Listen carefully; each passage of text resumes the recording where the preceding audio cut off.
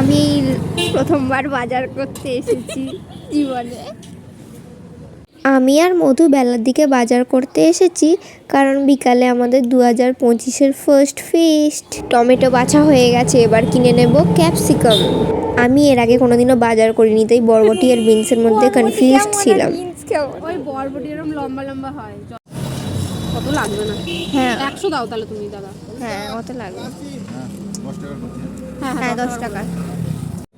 Tomato 30 টাকা KG, beans 20 টাকা KG, না 20 টাকা, 250 বললো। তারপরে গাজর মনে নেই, মটরশুঁটি 80 টাকা 100 টাকা দিয়ে দে। আমি প্রথমবার বাজারে এসেই পুরো 100 টাকার বাজার করে নিয়েছি।